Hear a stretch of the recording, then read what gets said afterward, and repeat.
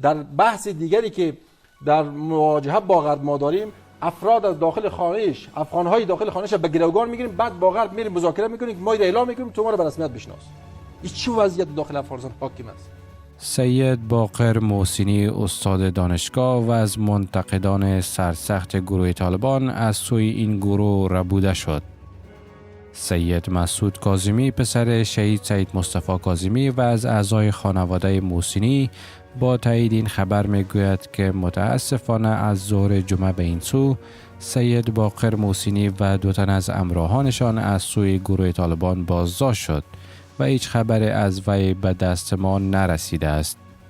آقای کاظمی میگوید که پیش از این ما با آقای محسنی مشورت و تذکر داده بودیم که گروه طالبان هیچ نگرش مثبت نسبت به آزادی، عدالت، برابری و برادری نداشته و ندارد و به سمت تک قطبی کردن افغانستان پیش می روند. این عمل امروز طالبان نیز نشان دهنده آن نیت و نگرش است. سید باقر محسنی از چهره‌هایی است که پس از سقوط دولت پیشین به دست طالبان بارها انتقادهای جدی به آدرس طالبان داشته است. در تازه ترین مورد محسنی 2 روز پیش در برگه فیسبوک خود نوشت: دیروز در برنامه آخر خط تلویزیون نور به همراه نعیم وردک سخنگوی دفتر سیاسی قطر شرکت داشتم، اما این برنامه به دلیل فشار گروه حاکم از نشر باز ماند. با تهدید از عواقب نشر آن هشدار دادند. همین طور اضطراب سختی بر مسئولان تلونیوز به دلیل نشر برنامه تودیع خبری وارد کردند و دیروز روز دشوار برای این رسانه ها بود. محسنی در ادامه نوشته است: به نظر می رسد در اینجا هر کسی با سلیقه خود حکومت می کند. هیچ گونه سیستم منظمی وجود ندارد. از سیستم سلسله مراتب دولتی خبر نیست و هر بخش از بخش دیگر به اطلاع است.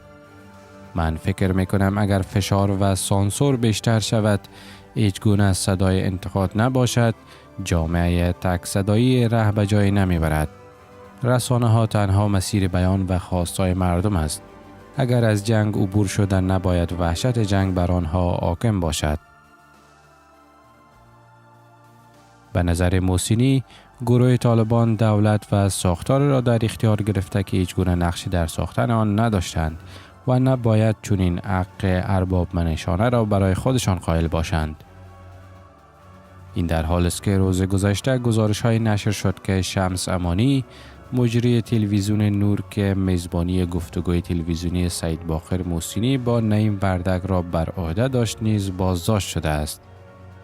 با این حال بازداشت محسنی واکنش‌های گسترده را در شبکه‌های اجتماعی به همراه داشته است. مردم از گروه طالبان می‌خواهند که هر چه زودتر او را رها کنند. پیش از این نیز طالبان استاد فیض الله جلال، استاد دانشگاه کابل و آگاه مسائل سیاسی را به دلیل انتقاد از سیاست طالبان در یک برنامه تلویزیونی بازداشت کرده بود.